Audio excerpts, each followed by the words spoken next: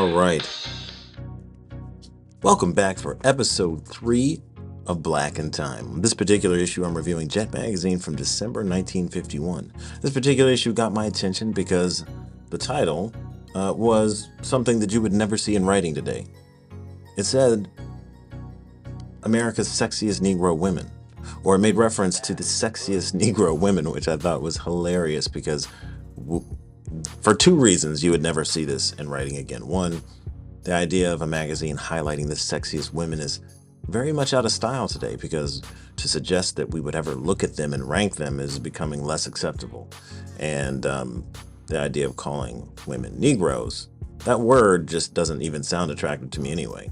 It's almost borderline offensive in the year 2020. So the idea of combining the words sexy and Negro seems almost comical to me. So I decided I should take a look and see if these rankings hold up after 70 years.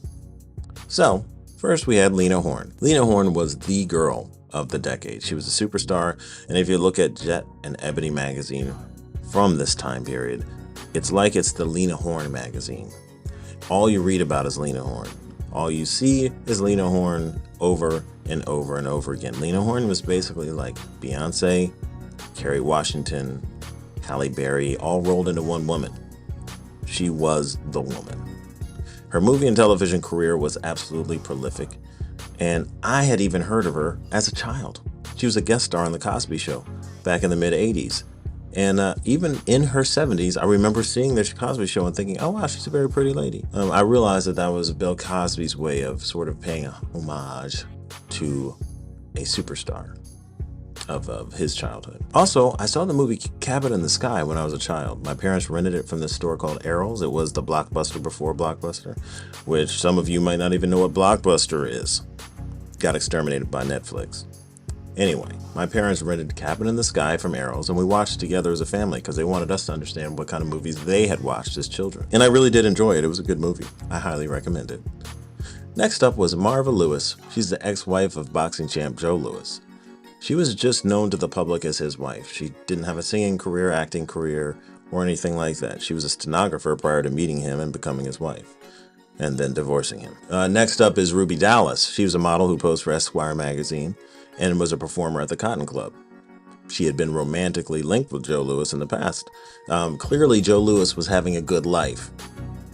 Next up was Katherine Dunham. She's a dancer and stage performer. One of her most notable roles was in the Broadway production of Cabin in the Sky, in the role of Georgia Brown, who is the same character portrayed by Lena Horne.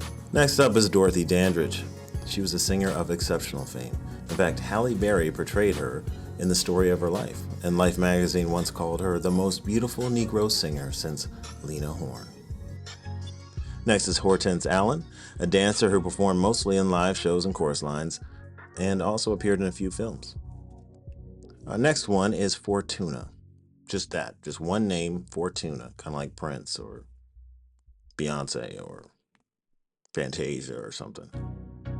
Anyway, she was a popular performer in Paris as a dancer. Her father was from Haiti, her mother was from Poland, and there's not really much written on her on the interwebs besides that. Now, the next lady on this list is the most popular of all. I believe even more so than Lena Horne. Her name is Eartha Kitt. Eartha Kitt is famous to people in my generation because she portrayed Catwoman in the 1960s Batman television series. This really campy, ridiculous, way too colorful series that turned Batman into a bit of a joke. Kind of irritated me. All right. She also has a Christmas song that is still in rotation to this date. In a few months, you will hear Eartha Kitt sing Santa Baby, I promise, at least once. Been an awful good girl, Santa Baby, and hurry down the chimney tonight. And last, she had a hilarious role in the movie Boomerang, starring Halle Berry and Eddie Murphy. I think that movie came out in 1993. Next on the list is Candy Bowman. She's a beautiful woman known for her marriage to a wealthy restaurant owner from Harlem, New York. She also was not an entertainer, just a beautiful woman married to a rich man. Hilda Sims, she's an actress best known for her role in the Broadway show Anna Lucasta. She co-starred as the wife of Joe Louis in the movie about his life, where he actually portrayed himself. And this solidifies him as the dude with the most contact with the fine ladies on this list. Next one is Totenlayo. She's a dancer in a nightclub from what I can tell. Couldn't find anything really on her outside of this list. And the last one on the list is Billie Holiday, immensely successful, world-famous singer whose name endures to this day. Now, what you can gather from this list, which is abundantly clear, just from looking at all the covers of Jet magazine, Ebony magazine from the 40s, 50s, and 60s, is that there's clearly a preference among the publishers, the public, the decision makers, for women who are light-skinned with long, straight hair. The question would be, is this an inherent desire, or is this desire fed to us? Is this coming from our own hearts, our own preferences, or was it being dictated by the broader society? Nobody really knows, but it's there. Many of us African Americans will recognize this is very consistent with the beauty standards that we grew up with. Music, videos from the 1990s and 2000s heavily featured light-skinned women as the beauty ideal, even when the men were consistently brown-skinned or dark-skinned. The reason why this is the preference, this appears again and again as the archetype, gets into complex ideas about our history that are kind of beyond the scope of this video, but I figured it was still worth acknowledging given that the majority of black females do not actually meet this archetype. It has been very exclusive, and some would even say hurtful, to the women who do not meet this standard, this beauty standard. It has been a source of friction, oftentimes within families. Now, the second major story from this issue of Jet magazine is a feature on the phenomenon of albinism, or albinos, among black people. The article starts with the following quote: "In a world where whiteness of skin is frequently an asset, the albinos, whitest of all people because they have no color at all, find themselves in a racial no man's land, made acutely miserable by the countless superstitions which mankind has about their origin." It's pretty nice.